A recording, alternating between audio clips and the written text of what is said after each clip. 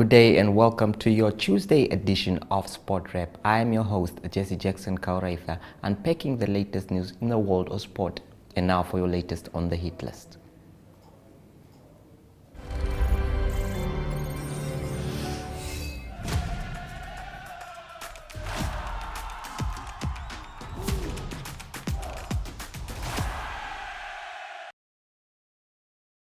Namibia's FIFA-appointed normalization committee, Dina Shitula, has responded to growing concerns about a lack of coaches for Namibia's national women's football teams, the Young Gladiators and the Brave Gladiators. Shitula explained that the under-20 Young Gladiators team only had the COSAFA Women's Championship scheduled on their calendar this year.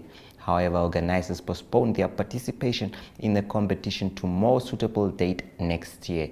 She said due to the lack of competitions lined up for the year, hiring a coach at this stage is not feasible. Matter of urgency in regard to the Brave Gladiators, Shitula said the team was only recently selected to play in Equatorial Guinea in July's Women's Olympic football qualifiers. The second round of the UCI Marathon World Cup saw Namibian-born cyclist Vera Loser take third place in the race. Competitors set out for the ancient village of Final Borgo to take on a huge 100-kilometer course that featured nearly 4,000 meters of climbing, taking in every type of terrain imaginable. The race played out beneath a blazing Italian sun that pushed riders to the limit. In a post-race interview, Loser said the race was brutal, but she enjoyed it. I really took my own pace on the first climb. I was in the 15th position. Vera recorded a video of herself and shared this video. Hi all, just a quick post-race feedback, I guess. Oh my word, this race is brutal, but I quite enjoyed it actually. I really took my own pace up the first climb. I was climbing around 15th position probably, but I knew it was going to be a hard race. And then on the downhills, I was catching the girls, and then I was getting better and better on the uphills, or I guess they were getting slower, and I was just keeping the same pace. And then at some point I saw Kim in front of me, and yeah, it was like all time racing epic together. I rode with her quite a bit. And then at the last feed zone, we got the message, yeah, third place is 30 seconds ahead. So I knew I had to stick up on the last uphill, and then the downhill, I'll just risk it and try to catch the other girl.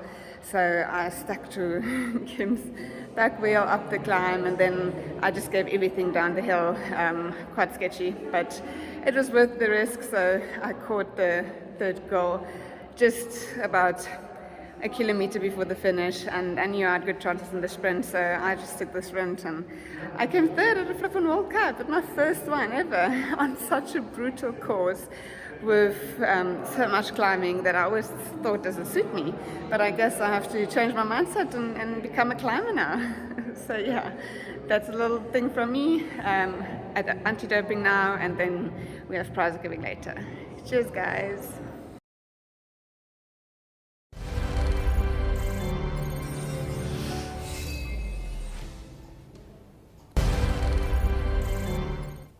Well done to that one, Vera. Brave Warriors ace defender Ryan Yambe could become the second Namibian to ply his trade in the Championship League, with sources claiming that Queen's Park Rangers FC are interested in his services. A local source close to Yambe revealed that QPR are interested in the player, who was just recently released by Wigan Athletic after joining from Blackburn Rovers on a one-year contract. With the latter squad, Yambe played close to 201 matches after coming through their youth ranks and looked like a player who could go on to bigger things. We will now visit the marketplace before we bring you the in-depth interview on Golden Oldies. Stay tuned.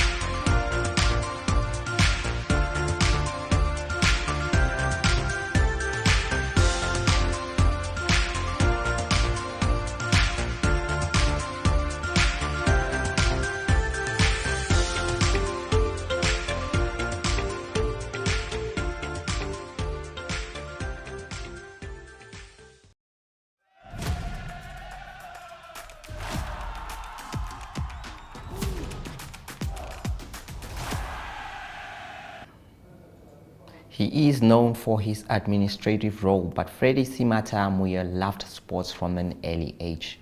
Coming from a family that loves sports, Mwiya tells us about his journey as a karateka. Enjoy it. Well, Mr. Mwiya, a lot of people know you from executive positions and all that, but little do they know in terms of your sport career. We are here to speak about that today, where it all started and all. So can you just tell us about that? Thank you for this opportunity. I'll start, the background. My father was a sports lover. He was playing, football on the left side, especially when he was still a policeman.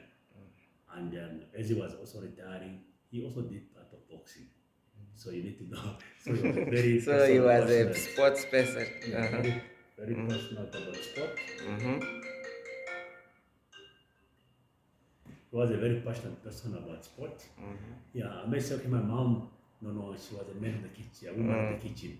Yeah, but when I grew up, immediately when I first started my primary school, I first started playing soccer. You know, every child growing in the rural areas, football was the only game that you could do. But neither did I know that I had another talent. But as I grew up, at that time I was around about 9 years. Yeah, by 9 years, I was introduced to the art of karate. By 9 years? By 9 years, to actually one of my cousin, he's late now, so he was a school teacher. So we started training karate in the villages. But as time goes on, I went to a formal school of karate, by one gentleman, very well-known gentleman in the Zambezi region by then, was Sensei Joseph Sambi. He's one of the person who introduced me to the art of karate, which I did karate up to high school. And when I came to the University of Namibia, I did both football and karate, and I also played volleyball. Yeah, because my height could do very good in volleyball. But out of the three sports, football, I was playing football for a university team. We had some team every weekend. We had a competition. So I joined a team. Sometimes I can tell you that team that I joined. You come from different backgrounds. It was composed of Herero friends. So we were only two guys from Zambezi who joined that team. The rest, they were, in the Zambezi team. Some were staying in the team combined for their tribal line. But for me, I said, no. I want to go in a team because I'm a person who believes in cohesion and also joining other teams. But karate became number one sport in my life. When the University of Namibia, when the academy was transformed to the University of Namibia, I became the first graduate of a black belt at the University of Namibia. It was written in the history of the books. Even when they opened a country club, my name appeared at that time. It was in one of the magazines. The first black belt being produced by the University of Namibia. Even in the record of the university, I'm still the first black belt that was produced by UNAM. UNAM sent me during that given time to Cape Town for training sessions for a number of 2 years, where I did a lot of training every time, every holiday. The university would pay my cost. Then I had to travel back and forth. By 1995, again the very good news. I became one of the top karateka in mid-1995, where I was chosen by the first time for the national team. So, we had got people of color, we had got, white community.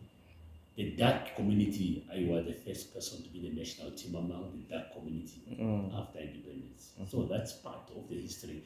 That was African Games in Zimbabwe. Since then, I competed for the national team up to 2007. So I went as far as Australia. I went as far as many All African Games.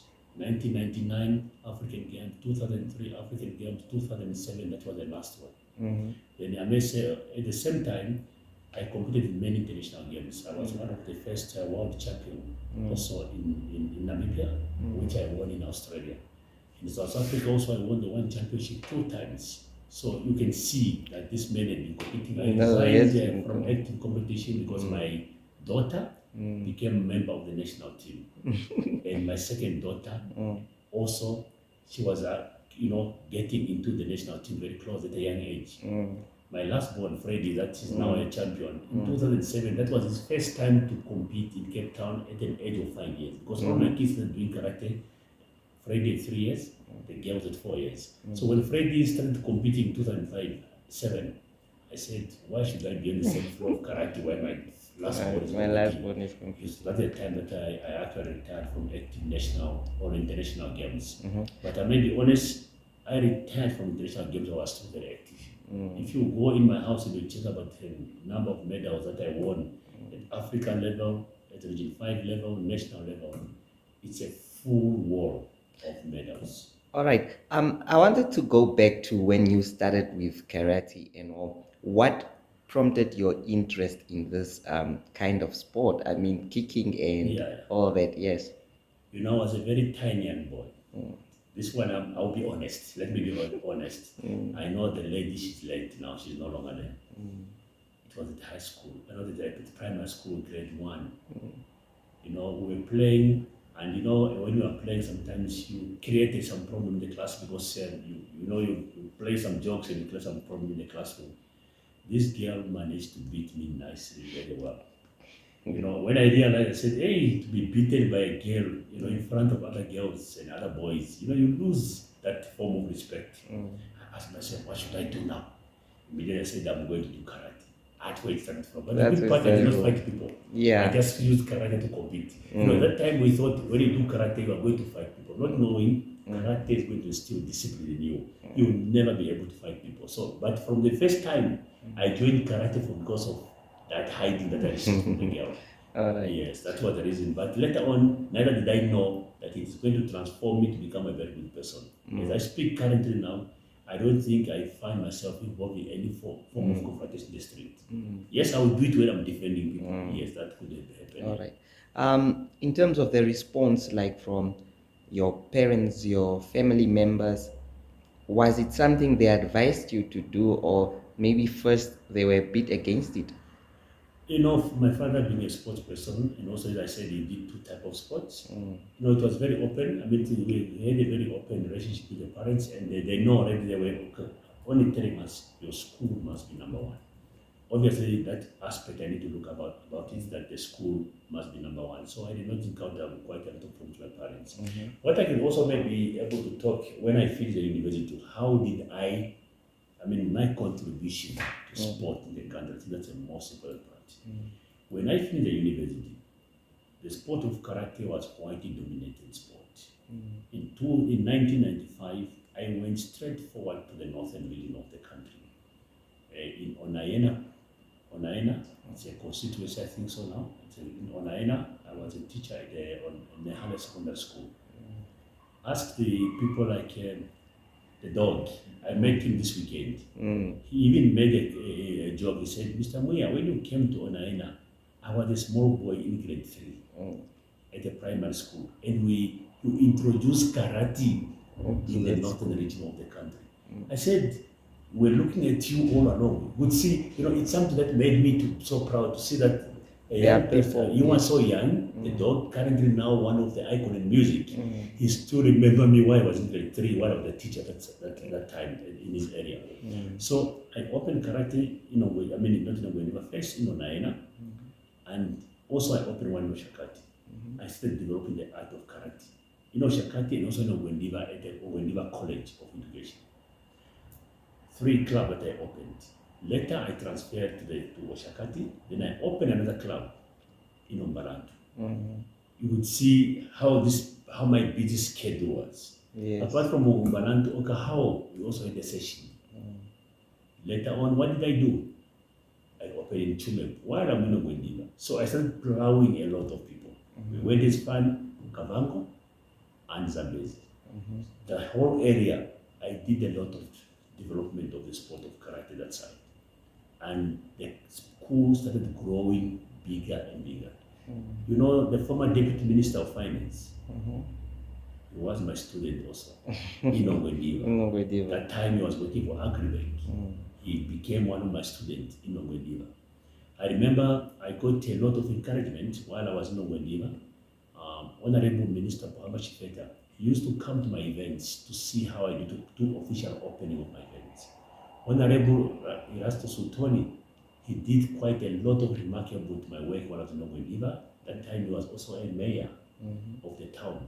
He could see the development I was doing in that side. Many people, companies came on board. And I remember in 2011, Namibia sent a team of 27 athletes to Region 5, a national team. Should I tell you, in these 27, how many were from my club? You can tell me. 18 of them. Wow. They were coming from the northern region. Only 9 were from Windhoek and Swakopmund. Meaning that your work has really yes, I produced the top. Within the art of karate, it's where I also introduced what we call a 10-year strategic plan. The current top karateka that we have today, they are coming from that strategic plan I introduced while I was a national coach, because I became the national coach of karate. I introduced, that's why my son Freddy was part and parcel. We took them from 11 years. I said, this group of children from 11 years, I want to see what will come out. And that is what karate today, if you see that karate now today become a very big sport, it is through that engagement that they've done. There was no karate in Karas region, in road race. While I was in Mwiya, one of my students that I produced, Mwiya, he was a teacher. I had a karate school by his school also. That was in what area? That one we call it Ohangwena area, no, Omsati area, in Okalongo. Yes, we also had one. So this teacher, when he transferred to Karas region to road race, already I started moving from Mwiya whenever school holiday. I drive to Karas to help him, and now they were a very effective karate school there. At the same time, one of our students also went as far as Roshpina. So we can see how you expanded. Yes, though I could not be there, since the people that were in my class or in my class school, they moved to other areas, I have to support them. Yes. And then as I speak now, Rodriguez was a very effective and Roshpina a very effective karate school. Okay. If you were to advise someone to take karate, what will you say are the benefits? What I would tell a person, number one, all other sports, when you reach 39, you retire. And you start getting a belly. You start getting fat, and you just start eating meat. But karate, the only day you are going to retire from karate is the day that they take you to the grave. Because you do it for life. It is, in other words, karate is a way of living. We have turned it into a sport, but it's a way of living. The other aspect is you'll be having the 3H.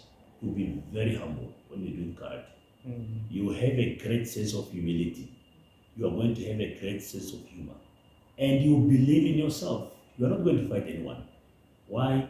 You know already the impact all your attacks will do on another person. So you believe in yourself. You tell yourself, why should I fight you if I know I'm going to win the game at the end of the day? You are only going to utilize it when you want to do self-defense. So it's an art that brings self-discipline also. And also why we do karate in terms of when we grow old, because we do kata. A kata is a combination of forms where you do movements. What do? It helps you to think. It helps you to do a pattern. And we also do a lot of meditation so that we can relieve our stress. That's why my life now is every morning I cannot come for work without doing any kata. It is a must. Either I do a breathing kata to cleanse myself before I come for work. Or I do some run, or I do form of yoga at home. We do it privately, not public for people to see. Thank you so much, Mr. Mwiya. A pleasure talking to you.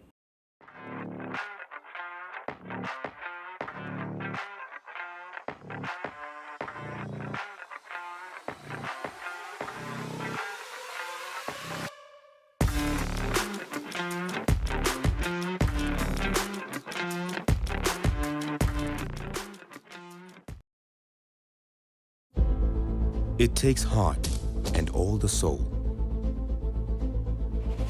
A head stuck in the game. It takes every bone in your body, all the blood in your veins. And then more blood, and more sweat, more tears, all your hopes and your dreams. It takes conquering fears. It's late nights and weekends. 6 to 6s, 9 to 5s.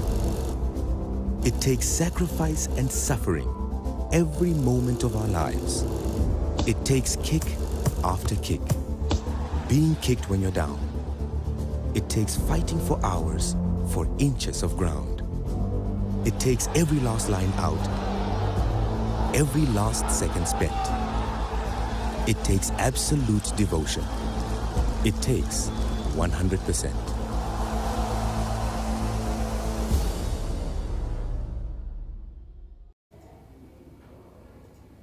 On today's Le Rugby Joel, Sport Rep takes you down memory lane to the match that secured this country another opportunity at the World Cup. Namibia secured their place at the 7th successive Rugby World Cup by beating Kenya 36-0 in the final of the Rugby Africa Cup that was in 2022. The Velvets had been in fine form in the south of France, winning their quarter-final against Burkina Faso 71-5 before a 34-19 defeat of Zimbabwe in the last four. They continued the run in the showpiece match, proving too strong for Kenya as they ran out 36-0 winners at State Maurice David. That is it from the La Rugby Joel. Ariel Hart is on standby with Globetrotting.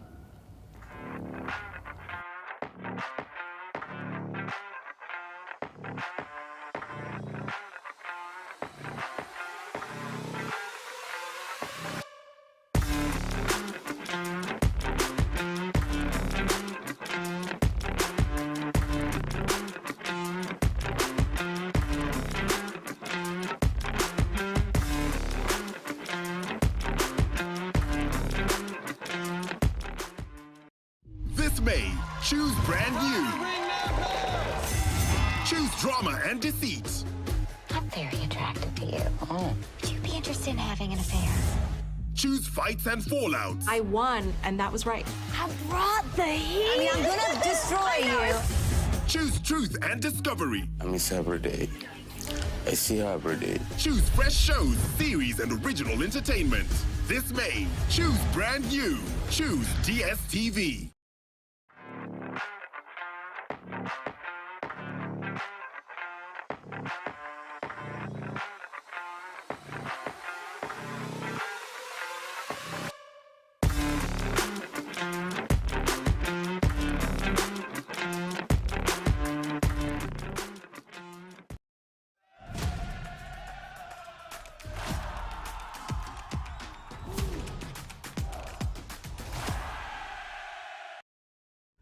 Good day everyone, time for international sports news and starting off with tennis news. The French Open continuing its week 2, that is at Roland Garros in Paris, and it is the second major of the year. It's being played on clay, and it is results from the men that we look first. It is Holger Rune. He's the number 6 seed. He had a tough 5-setter. He had to play against Francesco Carandolo, and he's from Argentina. It was Holger Rune that came through in the end in 5 sets. The 5th set was a tiebreak.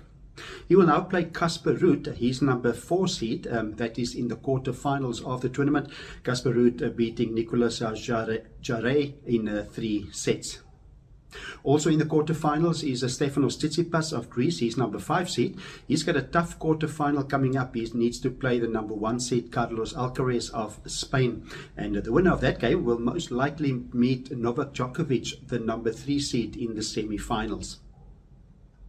Moving on to the women's side of the draw, it is Coco Gauff of the United States. She's number 6 seed. Good result for her. Also through to the quarterfinals, she beat Anna Smytlova of Slovakia by 6 or 7-5 and 6-2.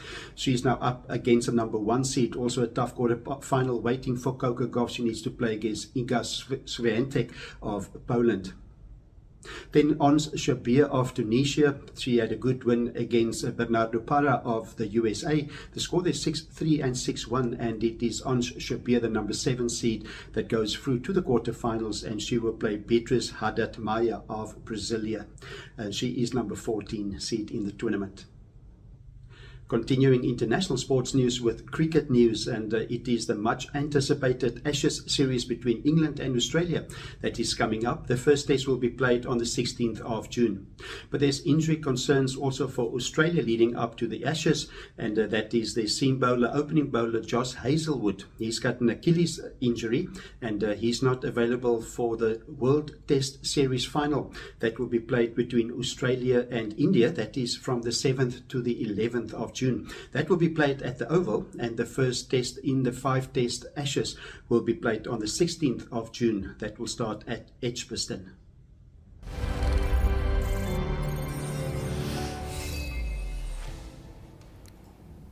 This brings us to the end of today's show. Catch the show again tomorrow at the same time and place. From me, Jesse Jackson Kauraitha, it is goodbye.